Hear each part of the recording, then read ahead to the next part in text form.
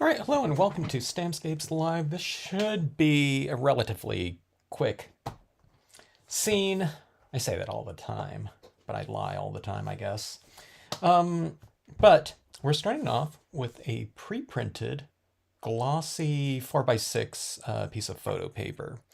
Pre-printed with the cloud background. Those are free for download on my Flickr page.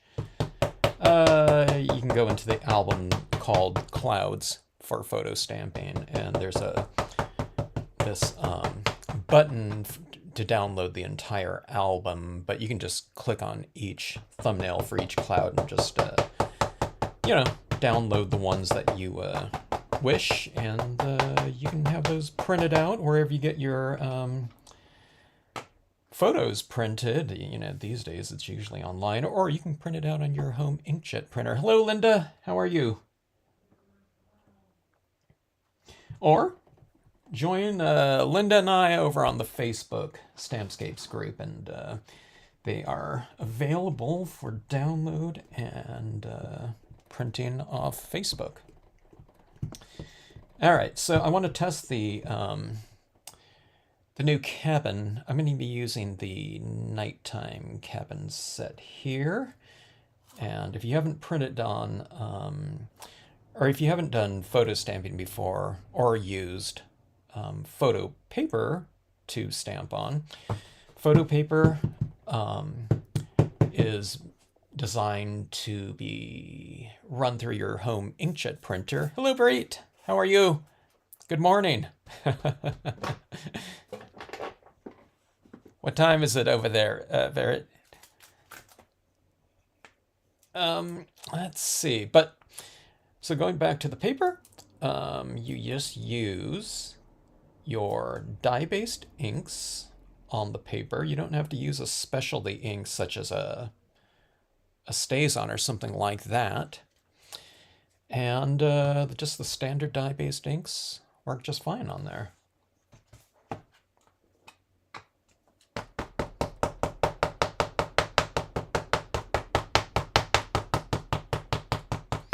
Just past 6 a.m. You're up early. What time do you get up?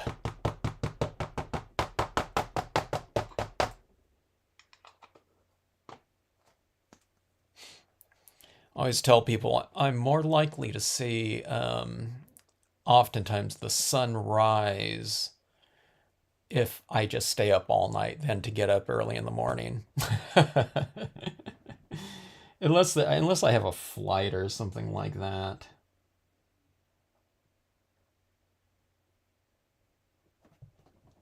Historically, I'm much more of a night owl.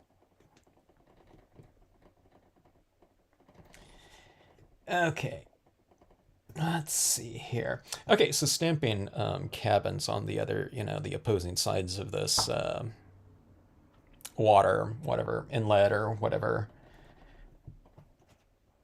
Oh, I should use some of the islands in the background. Or maybe I need an accompanying set for this.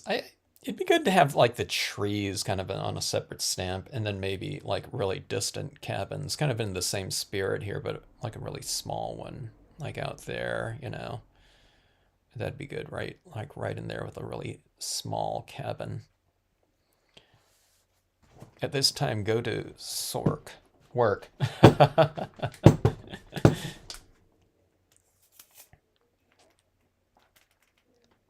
It's an early shift there, right? But you probably get off then. What time do you get off? Like around 3 p.m. or something like that? A little, 2 or 3 p.m. All right, so I'm gonna try, let's see. I'm gonna use this girl on the dock here, down here in the corner.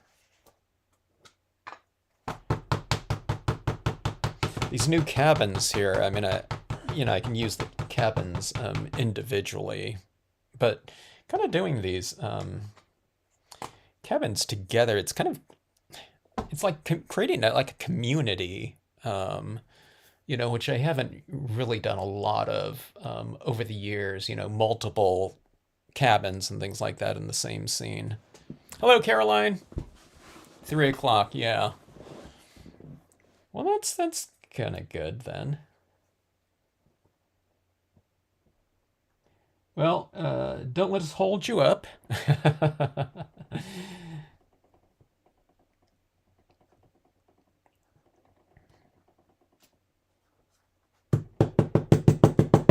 All right, so there's the cabin. I mean, not the cabin, but the girl looking across there. And I'm going to use another stamp next to her. I thought this one might work pretty good. Let me do a scale test. So I really liked. Hello, Megan. I really liked the scene that I did yesterday with those fish right down here, and kind of pairing up that golden tone on the fish with that up there.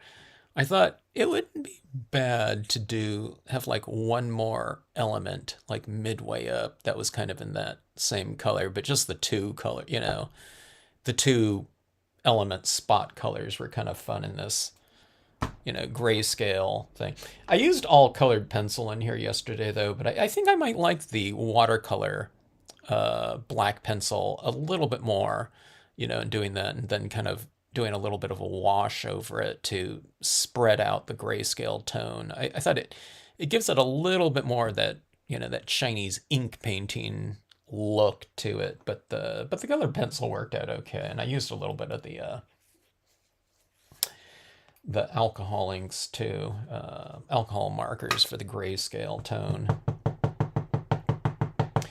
But I mean, something like that scene, I mean, this took a little bit of time because it was larger, but, a quarter page card like this would be really fast to do. I mean, you know what I mean? There's hardly any coloring to do, so you're not filling it in too much, but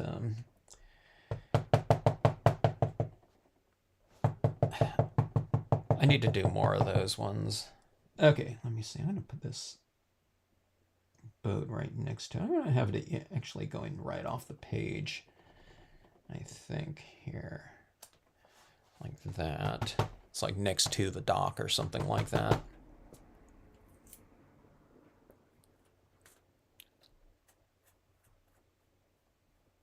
Oh, I'm glad you like the moons. Yeah. I'm having a lot of fun with those. I need to use, I need to test out that, the, the glow in the dark ones too. And I have all kinds of different, ideas for those moons. The moons themselves, I mean, even just using it with, I need to use those moons with things like, the old Lakeside Cove Large and a bunch of different things, but they really, I don't know, they inspire me. Speaking of night owl, tendencies.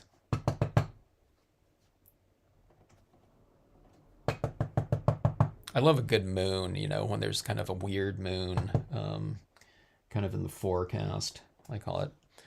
The blue moon, or I don't know, there was some kind of interesting moon phenomenon recently. What wasn't there? Was there a lunar eclipse or something like that? I know there was a solar eclipse, but sometime there was something else going on with the moon recently, I think. It might be a few months ago at this point in time. I don't know. All right, so there's our foreground down there. So I'm pretty much stamping everything out, because I'm going to be using a lot of alcohol inks on this, and I want to get everything stamped out ahead of time, because this dye-based ink over the top of alcohol inks, I don't find that it works really well. Okay. I probably have to go to like a StazOn ink if I applied too much alcohol ink down, because I just don't think the water-based dye is going to stick to the I might want to add on a little bit more tree here. Yeah, I don't think that dye-based ink is going to stick on the alcohol surface too well. Let me see here. Let me just use that same stamp that I used on here. We'll keep it consistent here. I'm just going to use a little bit of this, what is it, the left-hand side of this cabin right here, these trees. I just want to fill in this a little bit more right here, that space.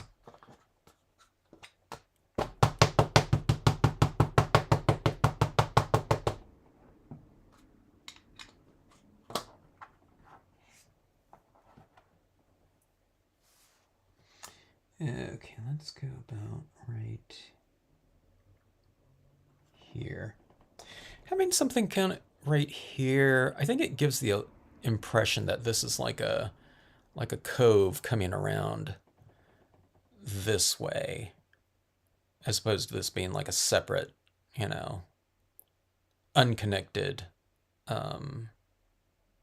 whatever. I don't know. It could be an island or something like that from the rest of the area, or whatever objects. That. Okay, and that looks, I like that look there. Let me try something too.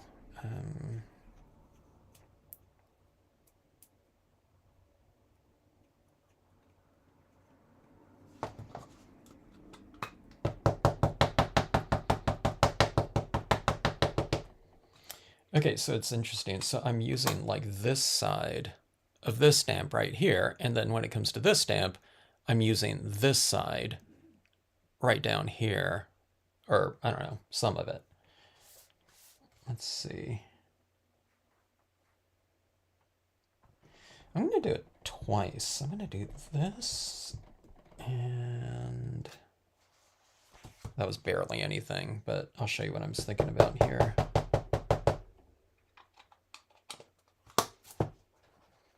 And here.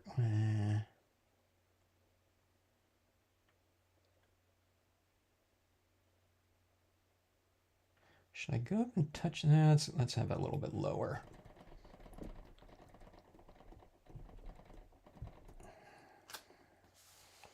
Let's do that right there. Okay.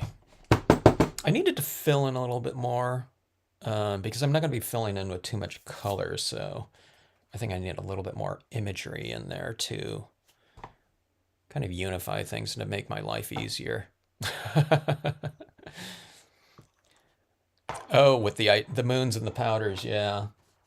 Oh, yeah, that's another thing that I need to do. I need to do that, the moon and the those glow-in-the-dark powder. Oh, I really need to do that moon with the baby sea turtles too, and the glow-in-the-dark powders for the bioluminescence. All right, texturing. Okay, tiny rock, small.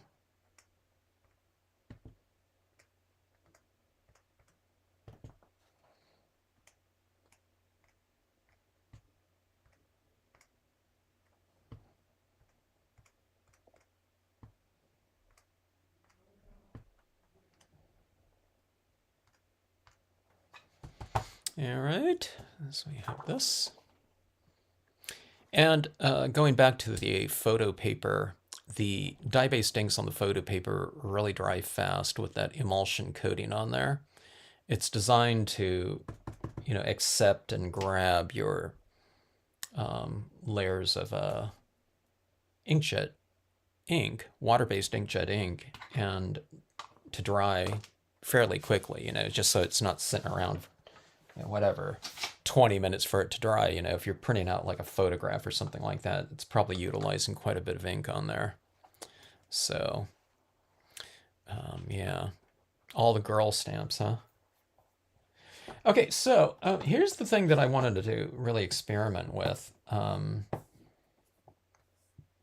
the photo paper, the combination of dye-based ink really locked into the photo paper, as long as it's dry here. I like coloring these with alcohol markers because unless, you know, you're starting off with a super, super juicy, wet dye-based ink black pad. Okay. I should be able to color all these objects on here without them smearing. Okay. Now, it's not going to smear because it's not going to put, alcohol isn't going to put water back into solution if it's dry. Okay, if it's still like dry, you know, a little bit wet on there, you just re-inked your pad or something like that and it's sopping wet, you know, your impressions might be a little bit wet in some areas. But for the most part, it dries pretty quick, just in general. So, I like doing this too, and it's kind of fun playing around with these inks on here because the alcohol inks kind of build up on there a little bit, and you can manipulate them. They're just kind of floating on the surface. Well, they're dry on the surface, but they don't stain. They just kind of sit there. So if you need to put any back into solution, it's really easy to. You just take your blender alcohol pen or a lighter color and just go back in there and kind of move it around a little bit. Call into work sick, Barrett, or tell them, give them a note from me, and you can have a paid day off with a note from me. Okay, let me see here. I'm going to bring a couple different tones into here, I think. I haven't decided on what colors, you know, I want to... You can do these trees all kinds of different colors I've seen, like the reference photos. Some of these photos, you know, the trees are like yellow, like aspens or something like that. But some of them are like the golden fall tones, like red, you know. Okay, so I'm just going in here with a very dull, probably really dry green right now, okay? I'm starting off like barely discernible because that's just, I don't know, I have a little bit more control that way.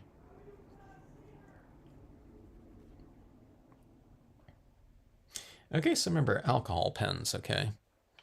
I guess you can color it with water-based pens, but they would probably just grab the paper really fast.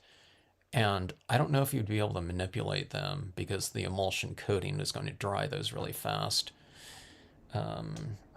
But you can play around and, you know, test things out and see how it is. So this is a glossy photo paper too, but there might be little bit of different properties to like a matte photo paper. I personally don't have any matte photo paper. Most of the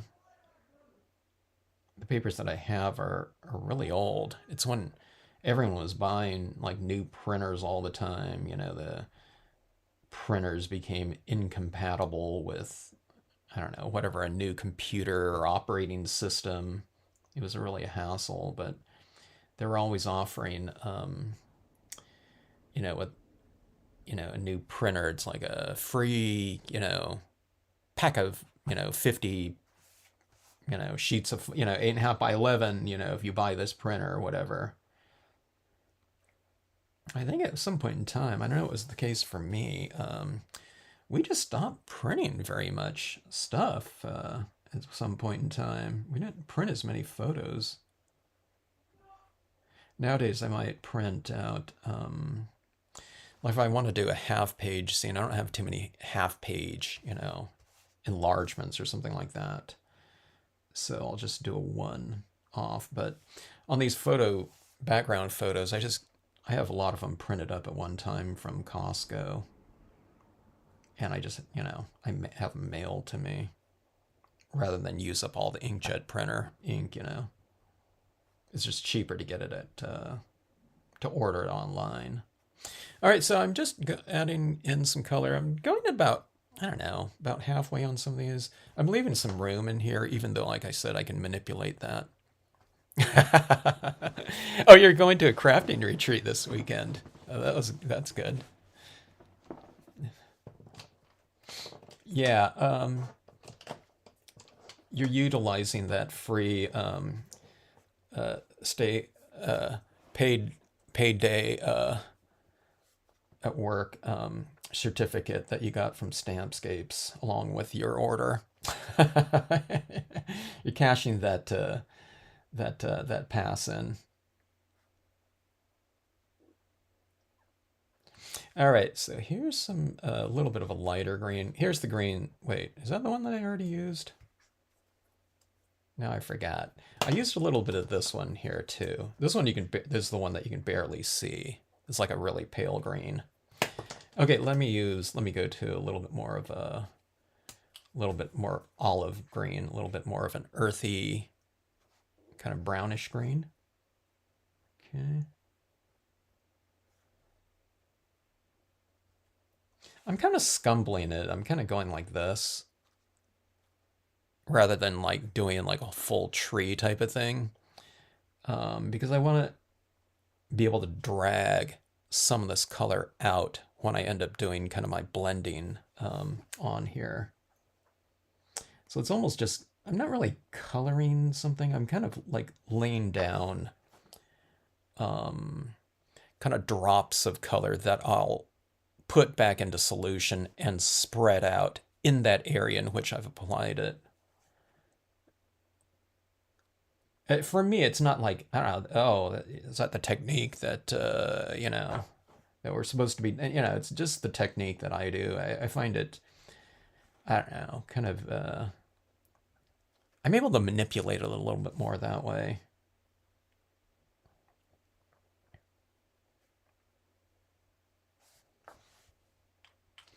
Okay, let's go to, this one might be a little bit too dark right here. Okay, it's like a pure, I don't know, olive green or something like that. Those stamping retreats are fun. Those were, I didn't go to a huge amount of those, but I've taught it, I think 2 or 3 over the years. But then we used to get, a bunch of scenic stampers used to get together for a period of maybe about 5 years. I didn't go to all of them, but I went to about 3 or 4. Now the ones where I just went, the scenic stamper one was just a bunch of us getting together, scenic stampers getting together and just stamping. It wasn't classes or anything like that, So we would just kind of,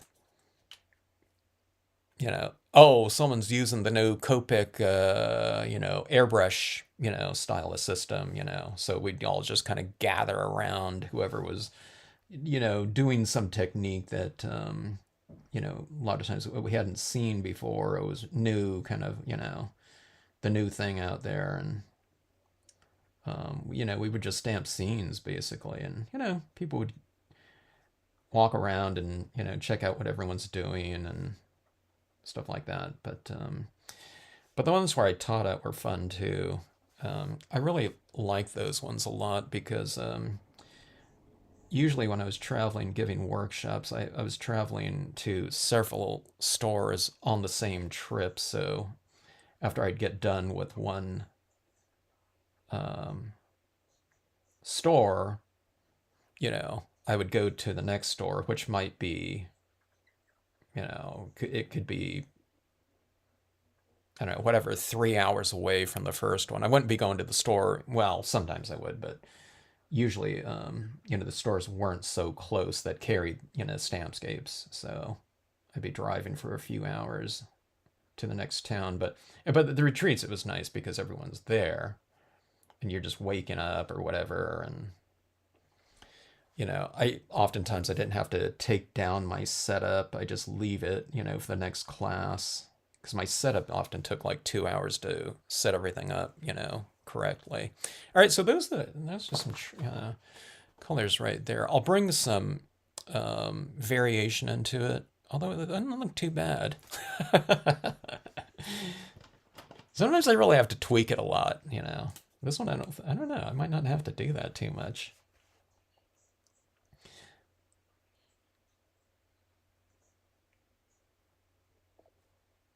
Yeah, but I always like those retreats. Those are always fun. And you got to kind of know people a little bit more. You know, people would be staying up all night and stamping all night.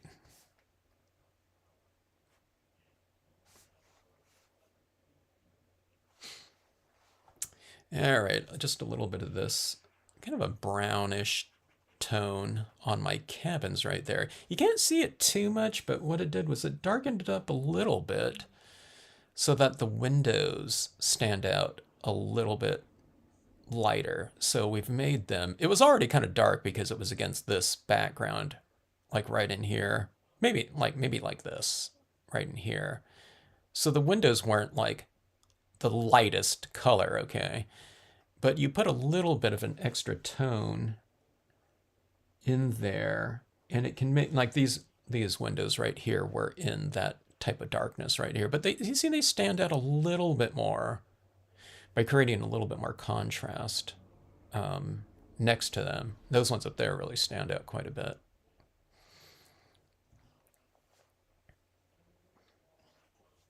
Mostly card makers and scrapbooking. Yeah, I don't. Yeah, there used to be there might have been more like you know, just stampers in general or scenic ones. I don't know. What, 15, 20 years ago? I have no idea. I there used to have a. I had wholesale clients over there. Um,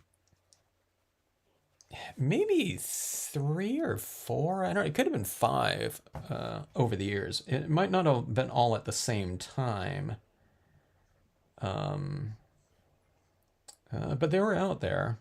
I don't know if they taught classes using Stampscapes. Oftentimes, stores that did carry the line, you know, taught classes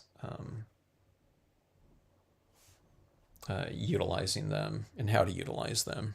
All right, Linda? Linda was a teacher. Okay, so let's bring some of this into this. I'll bring some of this brown here that was on the cabin, and we'll add a little bit of shading to it. Oh, and here's this dock right down here. And why don't we just add some color to this one? I'm only just like doing traditional coloring with it. It's fairly light right here. It looks a lot darker right here. I don't know, maybe it's drying out too, but we'll just get that filled in like that just to give it a little bit more kind of volume dimension. Actually, I'm going to color in this whole side of this boat right here. Let me see, we'll color the bottom of it too. Just to, you know, here's those areas that you sit on here, like the, I don't know, what do you ever call the bench or whatever in like a little boat, rowboat. So I've colored in the areas on the boat that are darker just inherently on there. Okay, so yeah, so here's a black and white right here. So see, I've toned in the side of it just with stippling, and you see the bottom of it has that texture. And right here, I don't know if you can tell, but right on here, it's darker. So I've just darkened whatever's dark on the design. You know what I mean? It's not super dark. I didn't use black or something like that. It's just like a, you know, a lighter shade. Yeah, this is starting to go dry.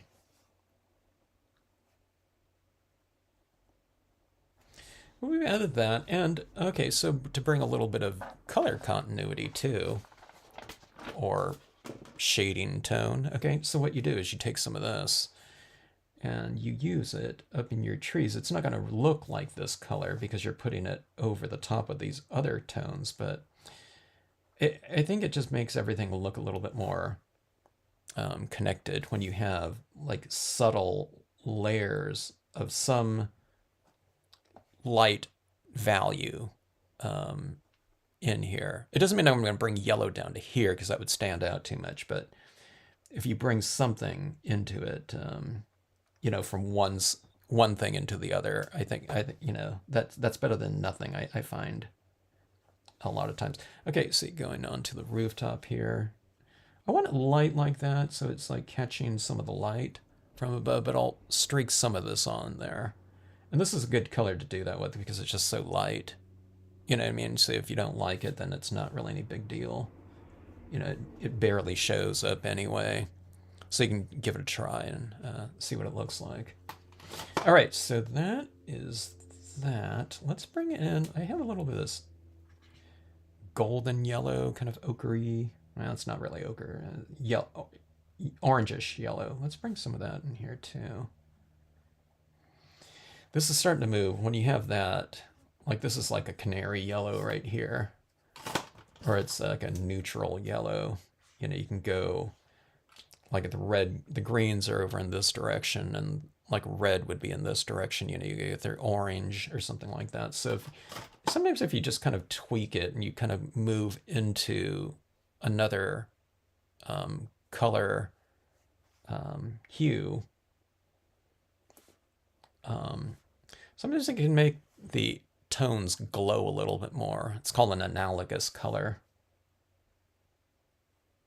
Colors that are kind of next to each other on the color wheel. So this one is going into the greens, but then you can also push it another way into the reds. So you can see it looks different right there.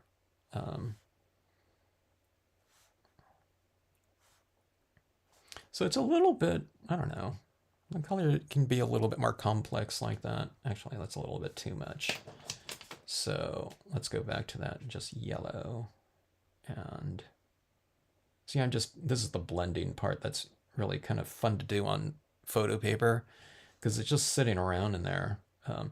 I suspect that if you took a blender pen, you know, just a clear alcohol marker blender pen, and if you wanted to, if your blender pen was juicy enough, you can probably almost remove the whole thing just by going in there and just kind of wiping it off, you know, applying the tip in kind of a scooping kind of motion. All right, so that, I mean, I didn't use yellow on here, but I used that yellow green, so this is just kind of going in there and doing the same type of thing. It's still a nice light tone like that. So see, I kind of lifted that color right off of there, but the color is still down there, but I've just kind of blended it in a little bit more. All right. Oh, okay, so let's see. I totally forgot I had these skin tone markers, which have a little bit of a darker tinge. Because the set of La Plumes that I have, they don't have like a good neutral brownish. Well, send me this one. I don't know. Maybe let's see if this one works. I wanted a little bit of a in-between color between some of that tan there. This is a little bit more reddish though, you know. So, but I forgot I have some of these tones right here. Maybe this one's almost too yellow. Maybe, I don't know. But again, the good thing about it is on the photo paper, you can really blend it really well. Or, I guess, physically mix them together. A lot of times it's just looking at layers, but on this type of paper, you know, with the alcohol, it's actually physically mixing together. So going in with a little bit more layering on there, like that. Let's warm up this dock a little bit too. That looks a little bit better. So it's a little bit warm right there and cool over here. So you've kind of made a little bit of contrast like that. Let's warm up, I think I like that color. Let's play around with the rooftop a touch. Okay, like that. We've warmed up that roof a little bit.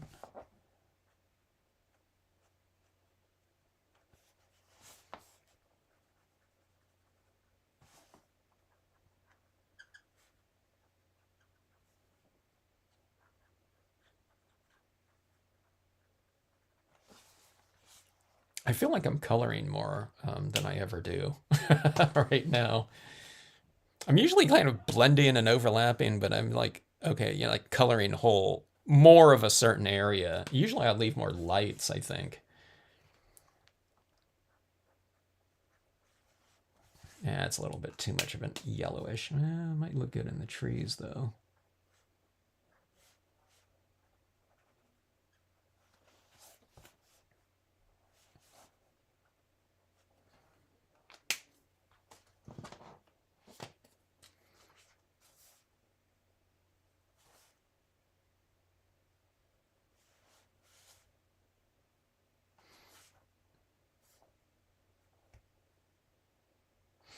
All right. So as I'm doing this, I'm kind of thinking to myself, do I want to come in here with a blue tone too into the water? The thing that I really like doing is adding the white pigment ink into here. So we have those clouds in the background, then you add that white pigment ink in here. So it's almost like you're bringing that white of the clouds into the foreground. Then everything is like completely integrated. That's like the funnest thing for me on these types of photo, photo stamping scenes. Where if I'm starting off with a a cloud in the background or a cloudy background.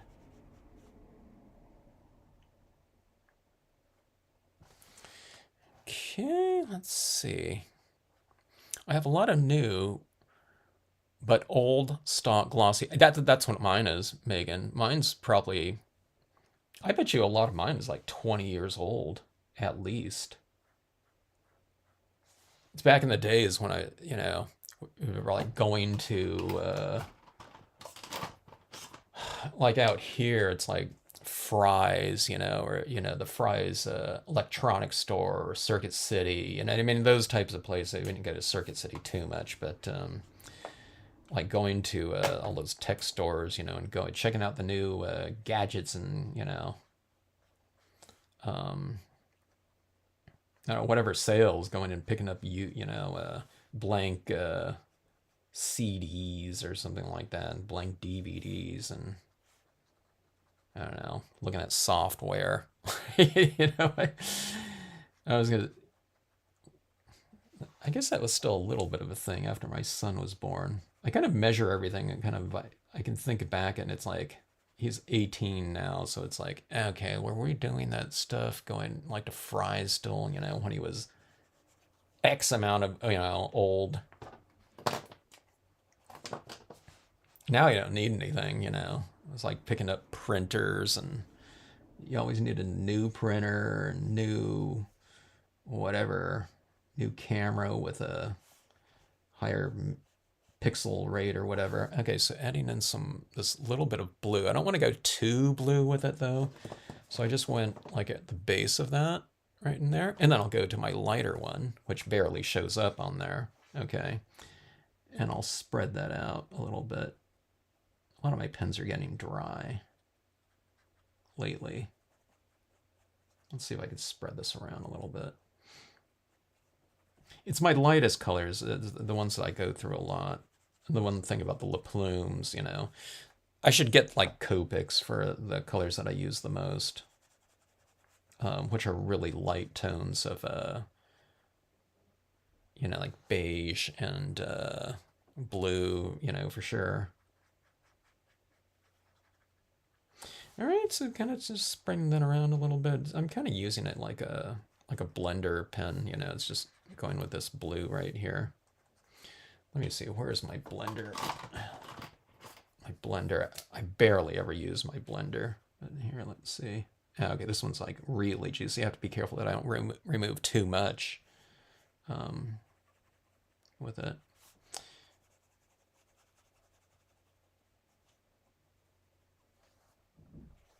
Okay. Yeah, actually, that worked out good because I put a little bit too much yellowish tinge right in there. And this blender pen just lifted it right off. It's almost like an eraser. So I just like remove some of that color right off that rock right there.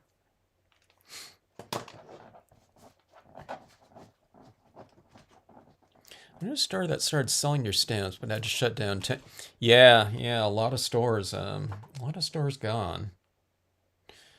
But yeah, like back in the day, it was.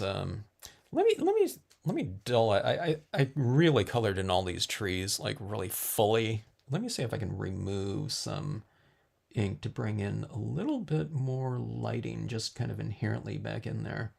But can you imagine, like for years, a lot of those stores that were carrying Stampscapes years ago, it was all wood mounted versions of them. So shipping like a box of wood overseas, of course, shipping was a lot cheaper than it is now. It's probably, I wouldn't be surprised if the price has gone up, I don't know, 2 times or something. It was probably, the price for shipping was probably like 1/3 of what it is now, and maybe even less, 15, 20 years ago.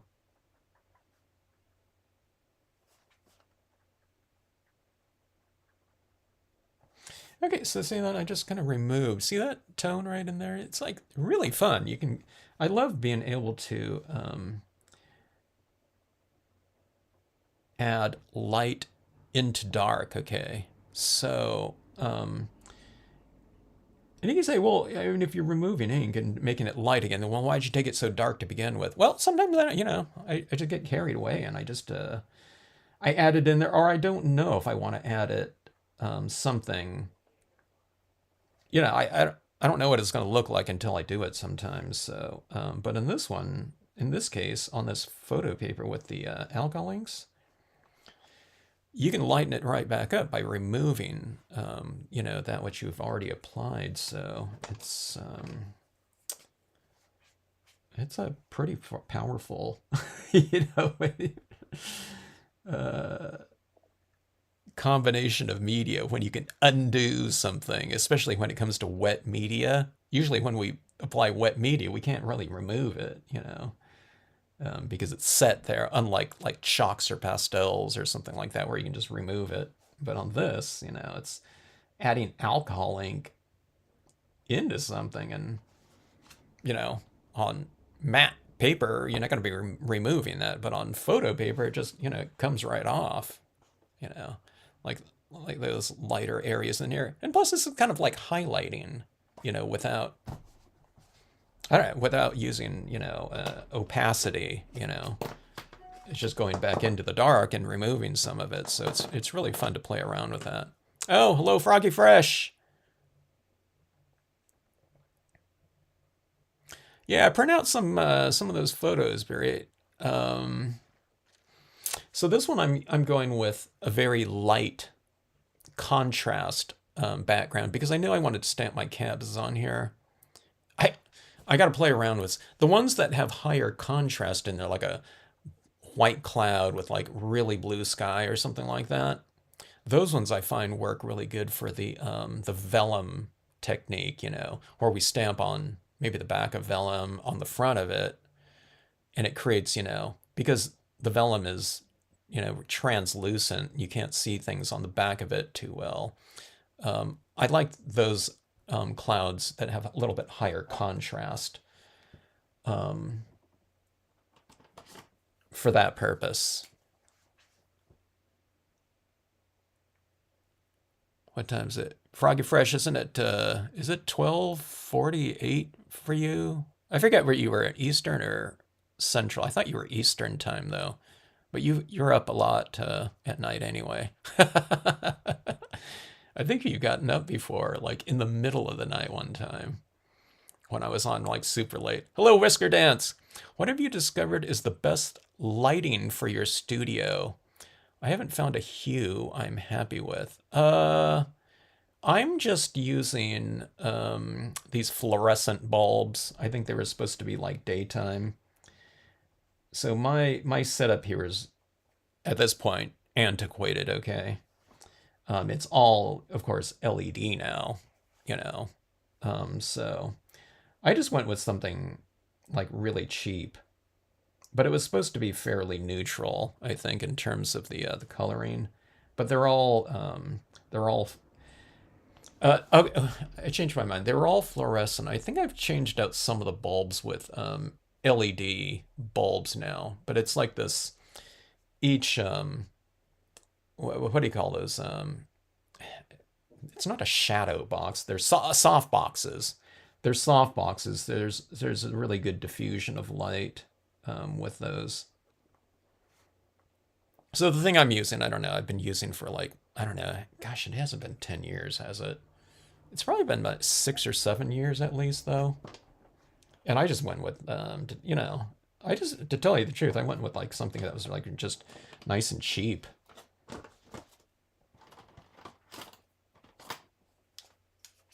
Okay, so I'm going to pick for her this little blanket around her, or shawl or whatever.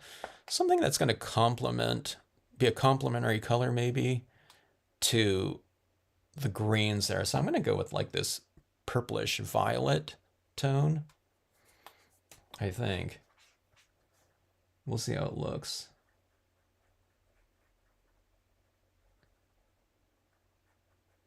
Like that. I'll bring some of it into my rocks as well. Not that I want purple rocks, but again, it's for that little bit of color continuity going on. And here's a lighter pink, kind of related to that. I'm not going too dark because the blanket itself is already really dark. So if I go in with like a, you know, like this tone right here, I wouldn't be able to see the folds in here anymore. But I don't know, maybe I'll come in, I'll add some of this to the shadow areas maybe, like that. Actually, that looks okay. It's a little bit heavy in there, but then what I do is I go back to my lighter one and we'll blend it. Yeah, sorry, this is like one of those little detailed things you probably can't see on your computer unless, I don't know, unless someone's watching on like a big screen TV or something like that. All right, so I'm gonna do something here too. Speaking of that, I'm gonna give her hair. I'll give her like a golden hair just to kind of relate to these tones in the trees a little bit more. And let's see.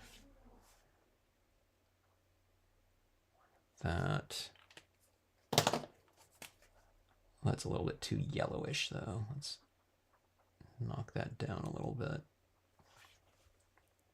I don't always do that. Okay,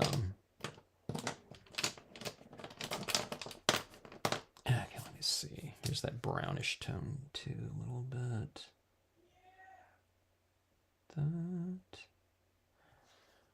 Okay, so that's my blending right there. All right. Let's see here. Okay, so that is that. Now let's start the fun on this scene. For me, I have fun putting this together. I especially like it when I'm going into my kind of blender colors over the top of like 2 or 3 layers of the alcohol ink, because then it really starts kind of moving around, you know. When you lay down that first color, it's just such a thin layer of that alcohol ink on there. But when you build up like 2 or 3 layers on there, I don't know if it's like layering like that because it kind of dissolves the color underneath, but when you get enough on there, and then when you go in there with that blender pen or something like that, you can feel like that ink kind of moving around a little bit underneath that, especially if you're going over the top of them with a, you know, pretty juicy pen marker.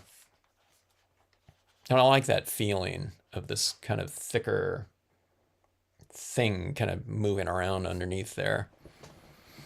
But Whisker Dance, yeah, I don't know. What lighting are you currently using? I picked up a lot of mine from estate sales and garage sales.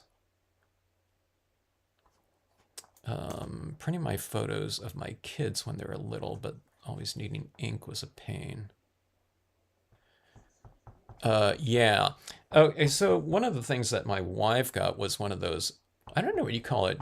Okay, you don't know what the name of those, is it a reservoir printer or something like that? It's those ones, or tank printers. So it takes up a lot more ink that you pull from, so you're not getting like cartridges. I don't know, it might be a cartridge still, but, or is it? Or is it liquid inks that you're pouring into there? I can't remember at this point in time. I haven't seen her do that for a while.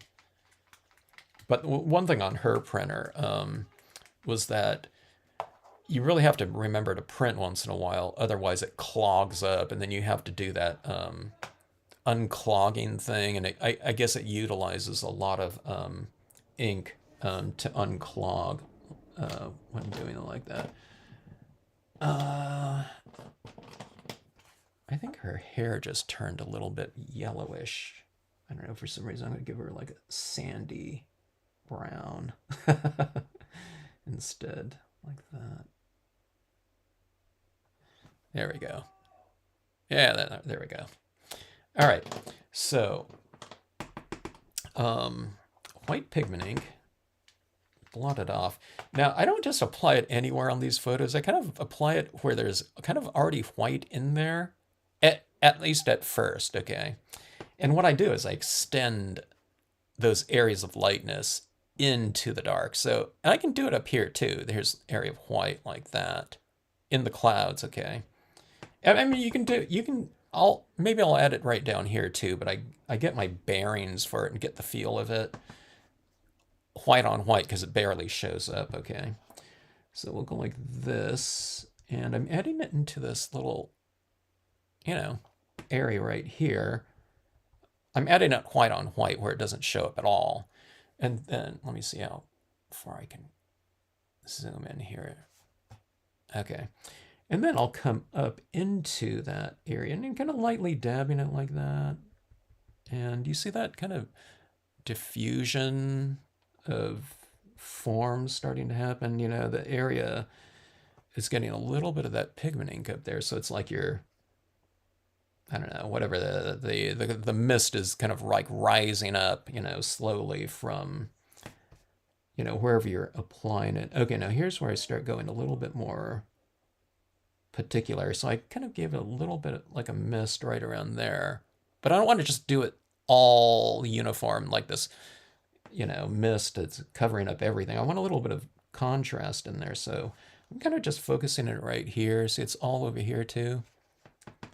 But then, so there's a little bit more there. So it's going from kind of crisp right there to a little bit of fog right there. I'll leave that crisp again right there, but then let's come down here and give a little bit of this kind of moody kind of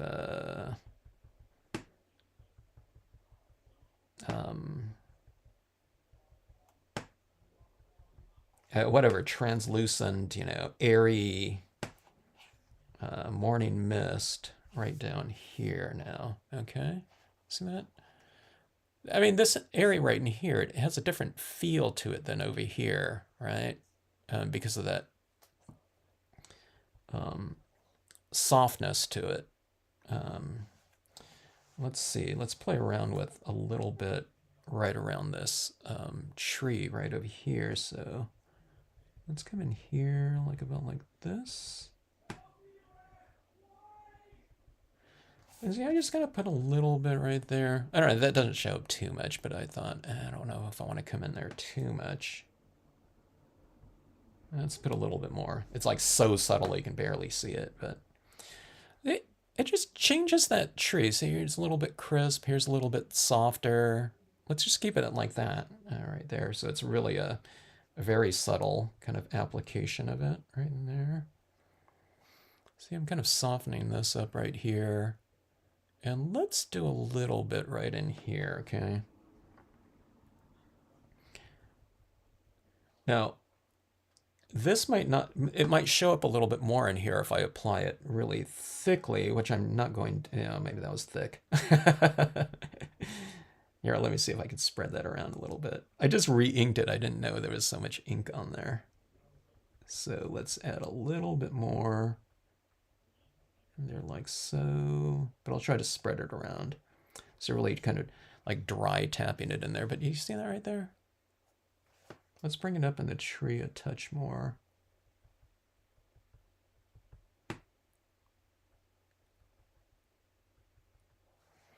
Yeah, just say something like that. Yeah, okay, now let me spread that out a little bit more out this way.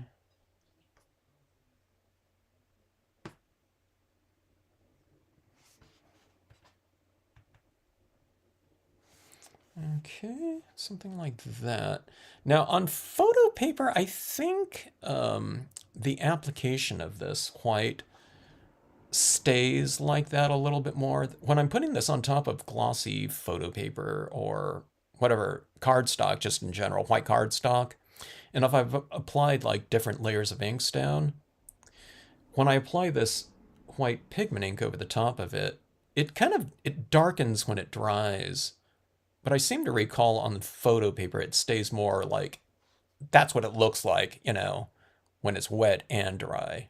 Maybe it's because it's drying so fast and grabbing onto this. Now I happen to be using the Brilliance Pad ink too, but you can use like an oil-based as well, which is basically every other pigment ink other than Brilliance. Okay, but the Brilliance is just going to be drying faster because it's water-based again. So anyway, okay, so let's see. Let's go in here and play around with these trees in the background a little bit.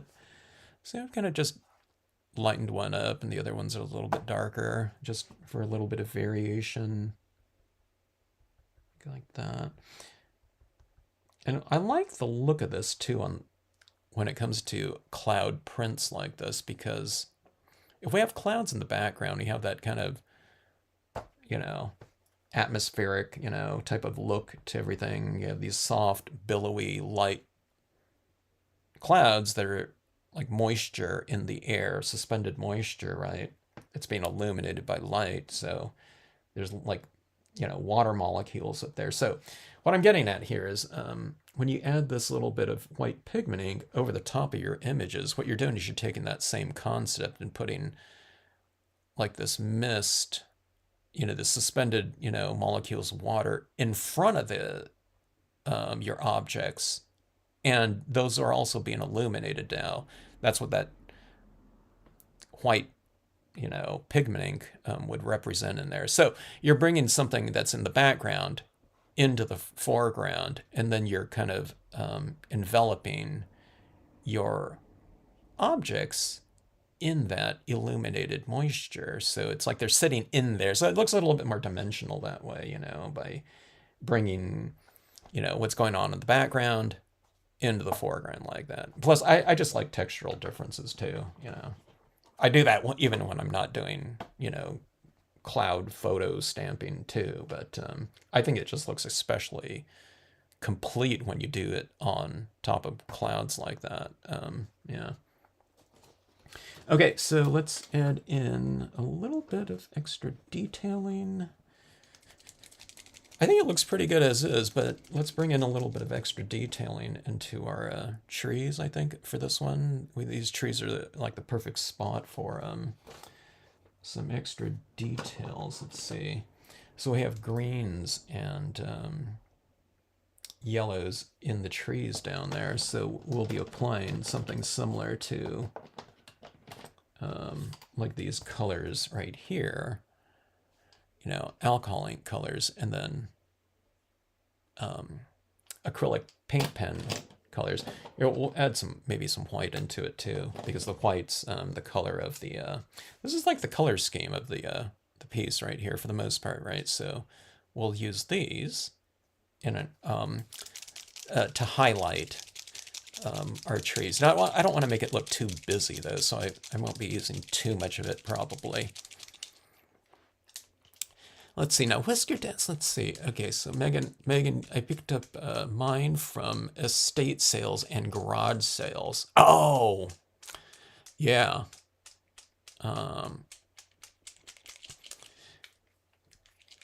There's probably plenty of that, huh? We had like unopened boxes of, I don't know, like a 50-pack of photo paper. We hadn't had 11 by 17 pieces. I think I've had 11 by 17 tabloid size printers in the past. I think it was like 12 by 18. It was like flush, 12 by like double page spread printers. And so we had 11, like a pack of, I don't know, whatever, 20 sheets. I don't know, could it be that many? Or was it 10? Of 12 by 18 somewhere. Okay, so some highlights in here. This is green, so it's not very light. So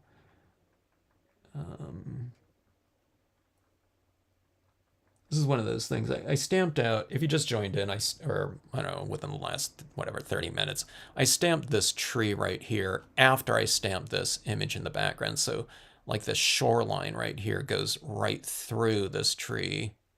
Now, if I knew I was going to stamp this one, I would have stamped it first. And then, I can mask it off and just stamp that background in there. But, it really doesn't matter because you can just come back in here And just see, I just, with the paint pen, I just eradicated that line going through there by adding in, a little bit of highlighting with this green, light green pen. If all you have is like white, that'll work just fine too. With the white on here, I'd probably just use maybe less, highlights, because it's going to stand out a lot stronger. But, I always tell people that's the pen that I used, for, I don't know how long, 25 years, was just white mostly. I guess I used some of the Sharpies when these paint pens came out, but they only had like 3, it was like a pack of like 4 colors in white or something. It was the pastels. And I've used gel pens a little bit, but not a lot of colored ones because, they always ended up clogging on you after a while. Or some of them clogged up like, I don't know, before I even used them or something like that. Okay, so I'm going to do a little bit of interior lighting. So the highlights are mostly on the left side of the trees, on the right side of the scene, and I'll highlight the right side of the trees for the trees on the left side of the scene. So it's kind of interior lit. I usually have the lighting coming from the interior. I don't know, it's probably like 95% of my scenes. Once in a while I'll have it like off scene coming in, hard from the left. I don't know if I've ever had some like coming in from the right. I don't know, I should. Just, I don't know, variation once in a while, I don't know. Not even once in a while, like, like once.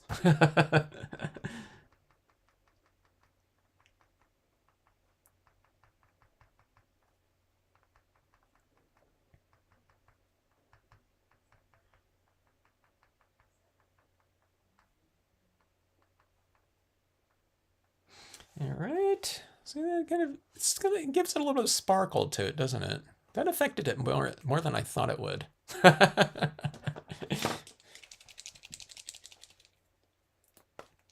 I didn't think the green would show up as much, but it does. I don't know. I was surprised that it shows up right up here against this, you know what I mean? Because that's not super dark. It's darker, but it's not that dark. Oh, you know what it is? Okay, so see, I haven't used this photo paper in a while. Okay, so this is acrylic ink, or paint, right? So it's water-based paint. That would absorb into most surfaces that I'm using it on. Like, cardstock, okay? Because, it's going to soak into the paper. And some of your, it'll be a lot of the water that gets soaked in. But it'll take some of that, the pigment of the acrylic paint into the surface with it, right? But this is photo paper again, so everything is just staying on the surface. Nothing's soaking in. So we're getting like a really strong, in this case, dot of like 100% acrylic paint marks with each one of these applications here.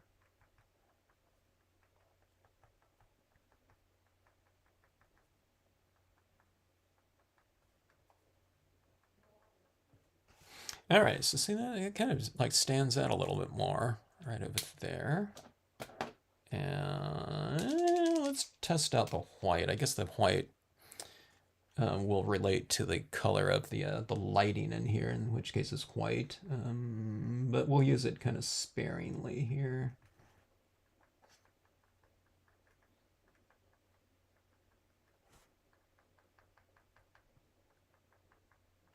And I say that, I say it's use a little bit sparingly because sometimes I go like way overboard. See, that white really stands out. You can see like the total difference in contrast between that side and this side.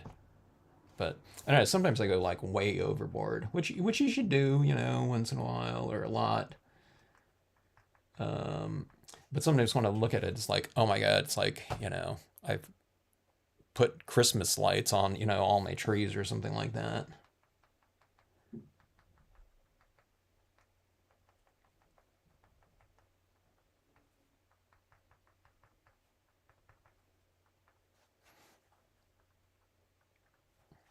And put a few little light sparkles down in the water of a little bit of a highlighting on some of these rocks in here, maybe.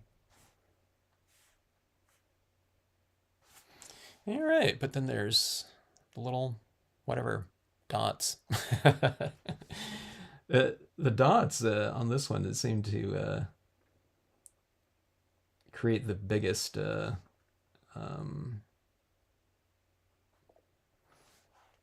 whatever effect. I think I thought it was going to be the white pigment ink in there was going to be the biggest you know, had a little bit too much right there. Was going to be the biggest whatever touch addition to the scene, but that I think it's these little, it's the acrylic on here. Okay, let's see. Let me see if I can get a really thin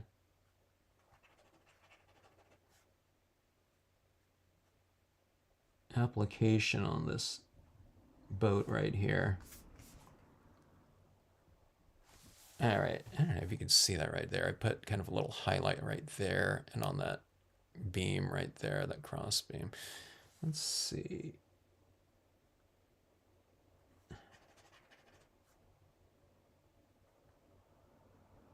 Putting a little bit on her hair, and let me see if I have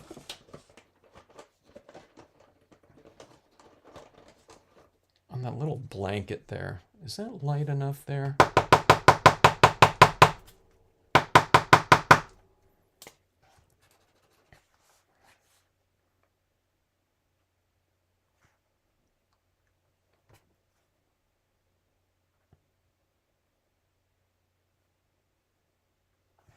Okay, I've kind of illuminated her blanket just a touch right there around there. It just seemed like without putting little highlights on kind of these foreground areas. In some areas, it seemed a little bit like it was missing something with all that kind of detailing in the background going on. All right, but anyways, that is my first photo stamping experiment with the new imagery here. I really love doing that type of thing in my trees with alcohol inks. Sometimes everything looks a little bit too sharp sometimes. You know, so I'll go and I'll mute it a little bit with the white pigment ink. So this area right in here, and some of that gets a little bit busy. Let me see something. Let's use a little bit here. Coming over the top here, I'm going to soften up this a couple things in a couple different areas, just a touch like that.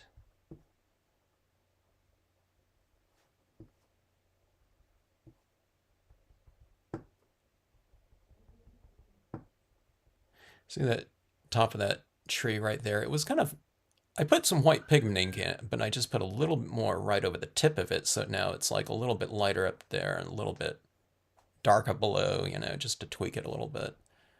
And let's see.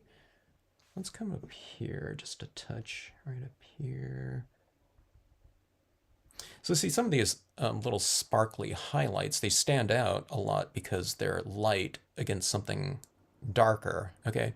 So right here, I just decrease the contrast between those dots and the background a touch, just so it kind of blends in a little bit more, you know, and it's not so like harsh in there.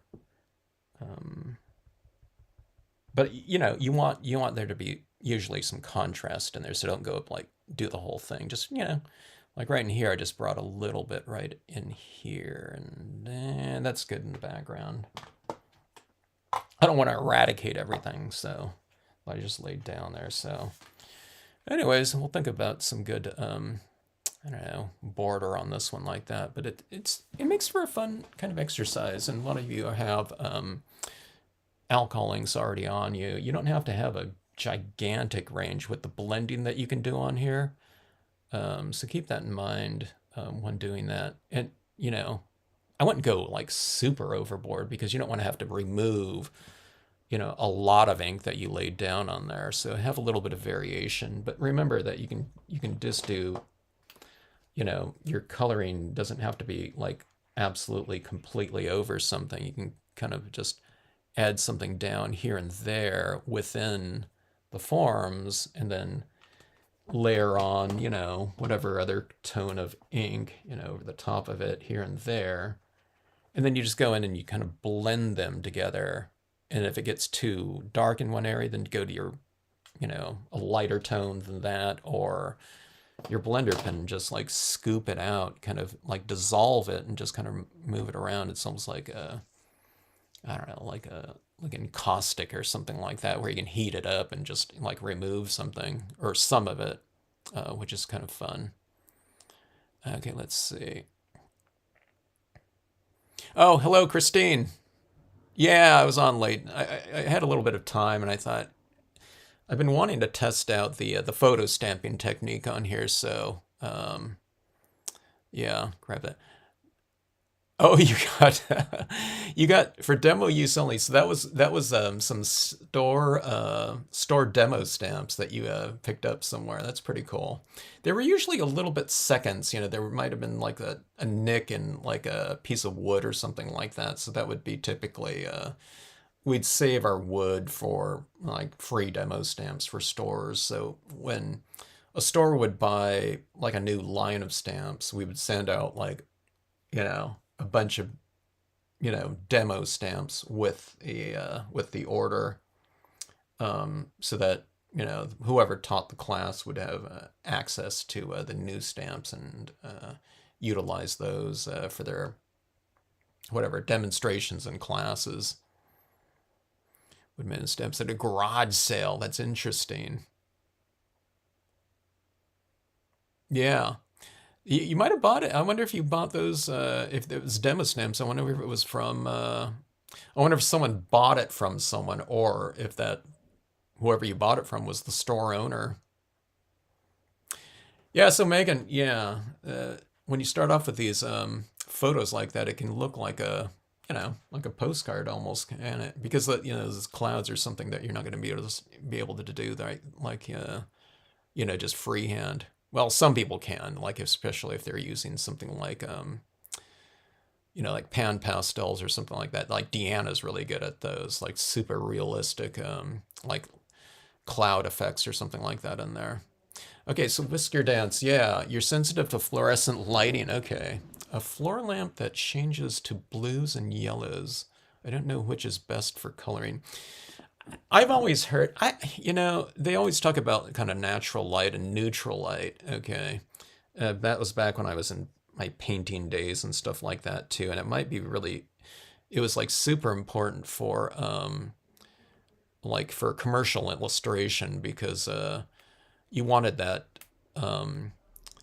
whatever you were doing to look the same for when your client got the piece or something like that. But these days, I don't know. I don't pay too much attention to that unless it's such, you know, like the extreme version. It's like the bulbs that I have, the fluorescent bulbs that I have are, I think they're warm fluorescents too. So there's different versions of that. Same thing with those LEDs. I forgot that those classifications of LED bulbs. It's like a number or something like that, or a letter and a number or something like that. But one of them refers to, like, I think there are various degrees of warmth. I don't know if there's a cool one in those LED ones, but I thought there was like daylight or something like that, and then there might be a warmer one.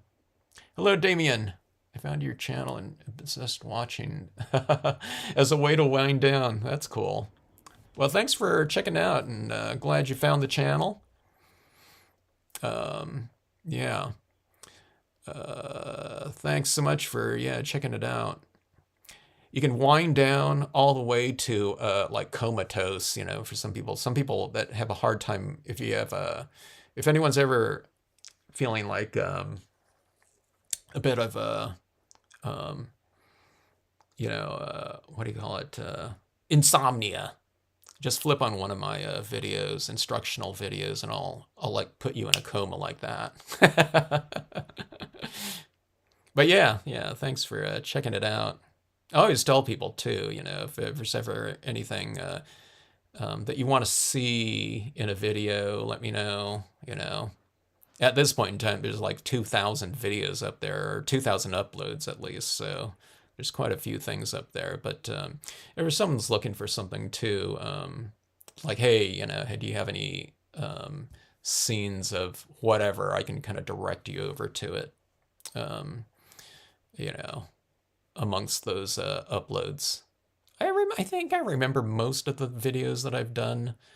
I don't know how many times I've done some videos. Sometimes I'm doing a video and it's like, have I done this video before? Using the exact same stamps and same technique, but sometimes I forget. But there's the playlists too. One of the good, if if you want to, anyone wants to unwind and just kind of chill out too, you can check out the video intros, where it's just like to music and you can see the whole scene come together, and that whatever 2 or 3 minute what do you call it, time lapse versions. Yeah, I haven't done those in a little bit of time on some of the latest videos. I think it was probably a 10 pack. I have one of those printers. Okay. I still live in scenic. Still, I live the scenic stamping. I like scenic stamping because it's mostly of what I take pictures of. Oh, that's cool. Anything in particular that you take pictures of, or just everything, kind of nature? Have you tried alcohol markers on black and white photographs? I have, and on some of the, okay, so this one has a little bit of tone to it, but that was a much deeper version of this kind of blue violet tone. But some of them though, I desaturated completely to, just neutral grayscale. Okay. And that's because sometimes if I wanted to do something, like for example, if I wanted to do like a warm tone scene or something like that, fall colors, well, this can be fall too, but the golden tones, the yellows through the red spectrum, oranges, and I didn't want to have that blue in the background, right? Because the colors that I'm using, alcohol inks, they're transparent, so I didn't want that blue showing through golden tone trees. So I desaturated completely to grayscale so that it wouldn't influence the color scheme, that I was trying to depict. Okay, so a lot of the photographs that I've uploaded that people can download for free on my Flickr account are just grayscale. You know what I mean? So you can use any color scheme that you want on there, especially if it has a little bit of harder contrast like that. Okay, but I haven't. No, I haven't tried alcohol markers like on. If you're just talking about like color tinting, like complete photographs of something, you know what I mean? I haven't done that with alcohol inks. Photo ink in bottles. Okay. Now the photo inks in bottles, those are probably dyes, right? Yeah, that's what we used to do. I mean, that was something done historically just to bring color into black and white photos, to have a color, especially like portraits. But then people just started doing it as a technique. So when I was you know, I was into photography and shooting a lot of film, I still saw those tinting color tint kits at camera stores sometimes. Yeah, I didn't see too many people doing that, but I never did it myself. But no, I haven't. I haven't tried the alcohol pens like on a complete, black and white, full whatever subject matter photograph or printout though before. Seems like it'd be kind of cool to do. You can unclog a paint pen by removing the nib and placing warm water to dissolve the clog. That's a good idea, Linda. Tiny piece of wire and thread it through the nib. It works. It work, but it helps. Okay, that's a good tip there.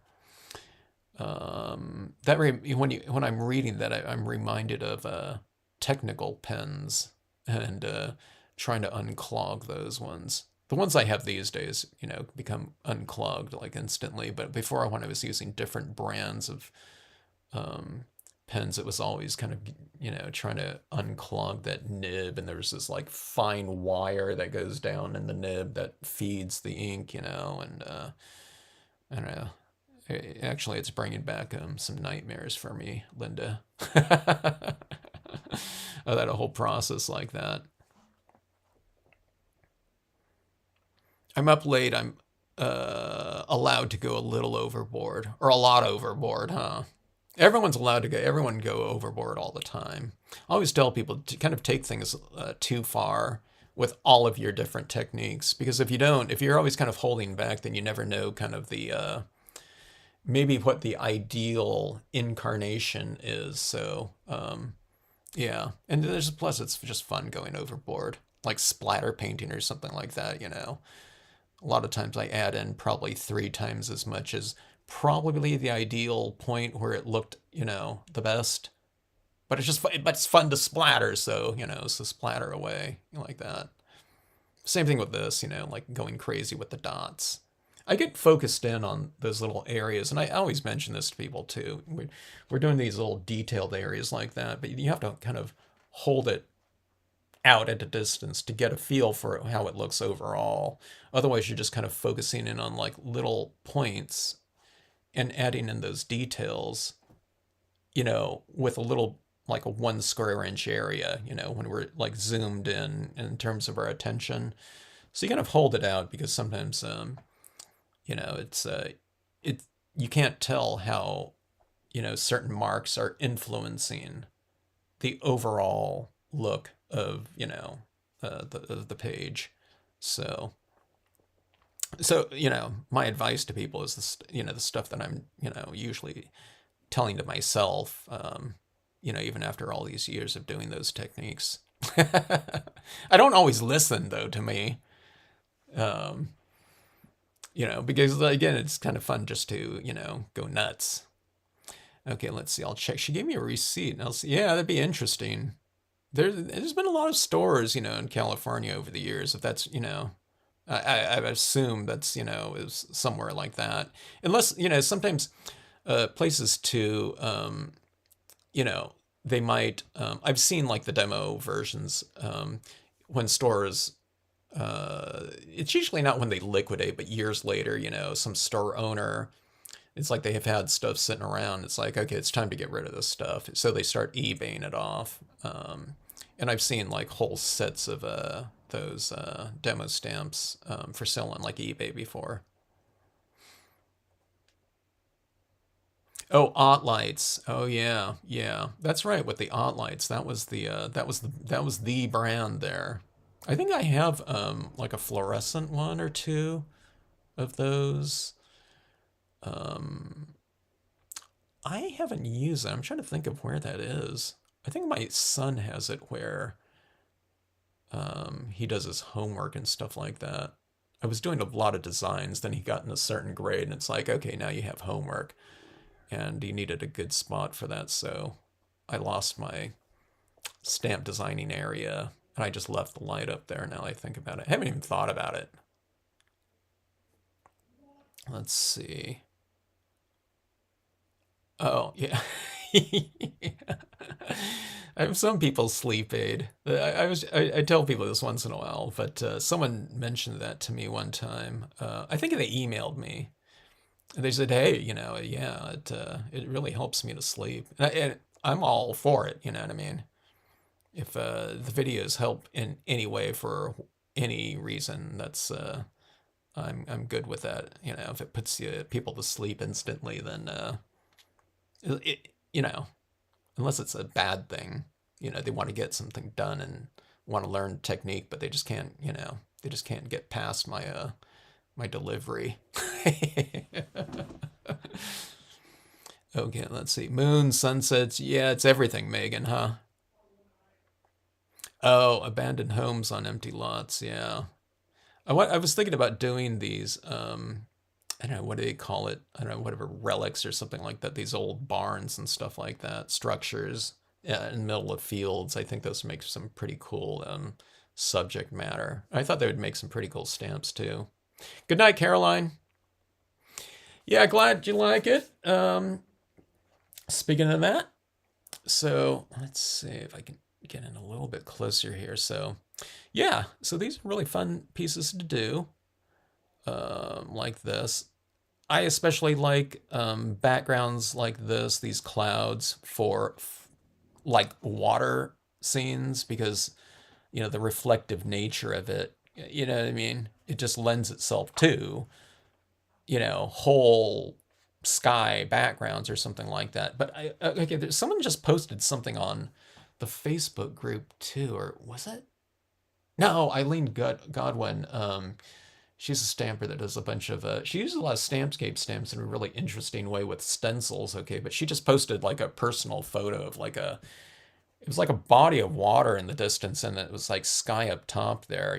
That would be perfect for this one right here. But I think it was like a sun or something like that up there. But okay, but these reflective types of areas like that are like perfect for the cloud backgrounds, and having a body of water is just a good excuse to bring what's going up in the sky down into the landscape like that. Okay, but that being said, if I added in, I mentioned this before, but like a sedge filler in particular like this, not with the boat right here, but you can add in this grass texture down here, and I can treat this whole area down here just like it did with these trees up here, just some other tone of greens or whatever.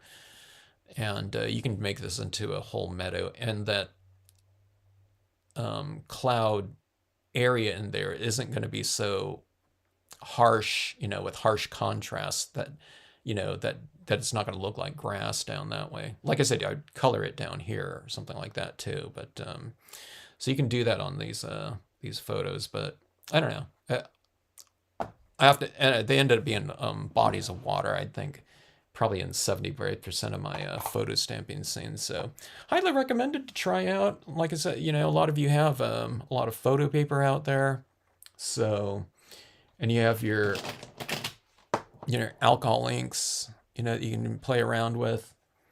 It's a good way to play around with them in a little bit of a different way. Sometimes if you haven't used the alcohol inks, I think on the Yupo paper, whatever those papers, right? You're able to manipulate the color a lot on those ones, right? I've never used it before, but I thought that's what they were utilizing it for. But this one be, I'm guessing, a little bit more of an extreme version of, some sort of paper that I think is like that, in that this one, all of your media out in terms of alcohol is really staying surface oriented, and it doesn't soak in at all. Okay. But it does grab onto that, and it sets up really fast. It doesn't take, it's not floating on there in liquid form. It dries really fast, but it's just sitting on the surface. So you can kind of play around with it. And mine never looks good. My feeble alcohol ink technique is, you know what I mean? It's not good, right? But and it never looks good until I kind of go. It's usually when I go like this. If I'm going with a value scheme like this, or this is usually what I do here, is I'll go like, as an example, something like, let's say I'm doing this right here. Okay. light, then I'll go darker, darker, darker. It's only when I come back around and I kind of make it, circular like this, you're going around this way, and then you go back to these ones or something like that. When I'm adding the light cones back into the darker ones, and I start removing some of the ink, or I kind of push the darker tones around and blend it, that's when it starts looking good. But before then, it looks really bad. Okay. Or I take my blender pen and I start blending it. Okay. So I don't know if that's going to be, if you experiment with it, just kind of keep that in mind. It's the blending that you're able to do after you get everything kind of laid down in a value scheme and play around with it and manipulate it. That's when it all comes into focus for me. And sometimes even after that, it's like when I add in that little white pigment ink or something like that, it really comes around. This one I thought it looked pretty good without the white pigment ink, but I think it looks better with it. And then especially with those little highlights on there. So keep that in mind. A lot of people get to in a certain point and it's like, oh my God, I don't like it, But it's like, okay, well, that was like step number, 2 for me out of like 10 that you're at, And I just keep developing, and that's when it comes around, And it all comes together if we work through, like those last couple steps. And for me, it's oftentimes the like the pigment ink and paint pens or something like that. It kind of brings everything together really well at the end. Let's see. There's a scene of abandoned buildings in an anime movie called Suzume. Huh. Those movies are really amazing with the animation in them. I was watching this one called Blue-Eyed Samurai. My God, that was amazing. I see it all the time. All those things are really amazing. Some of those Netflix movies too. What was that? Claws. This Christmas one that I always watch these days. And it came out a few years ago, but you can find a lot of good inspiration in animation, watching those types of movies, and bringing. I don't know. Sometimes I think, oh, I'm gonna have to remember that one, and I usually don't. But until I see it again, it's like, oh yeah, there was that scene again. I'm gonna have to try that. But like those orbs in this movie. What was that redheaded girl archer? Brave. These little glowing orbs in the forest or something that I remembered and try to bring into scenes once in a while. All right, let's see. It's a building with a fishing boat sitting on top. Fishing boat sitting on top. I'll have to check that out.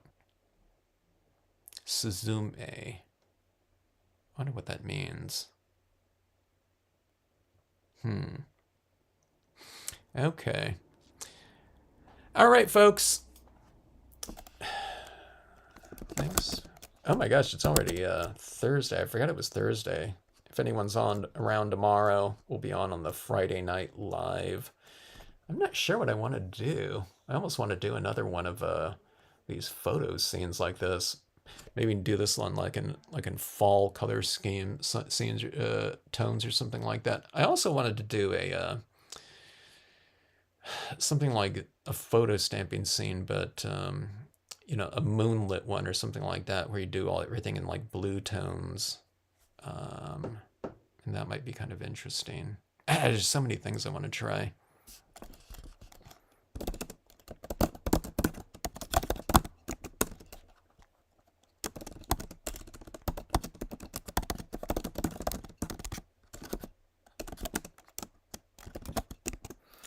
All right, hope to see you on the next live. If anyone's around tomorrow, we'll jump on at some point in time. I really need a set time or something like that on Fridays, but I don't know. I jump on whenever I can, whenever I get finished doing stuff. But yeah, I'll figure out what to do. So really fun time with the last two scenes. I really am enjoying the new cabins quite a lot. So here's like the latest two scenes. I'll format this one up on something. Not sure what. I don't know, maybe the black glossy around it too. I'm not sure. Anyway, all right, folks, good night. Or good afternoon, Berit. Or good morning still.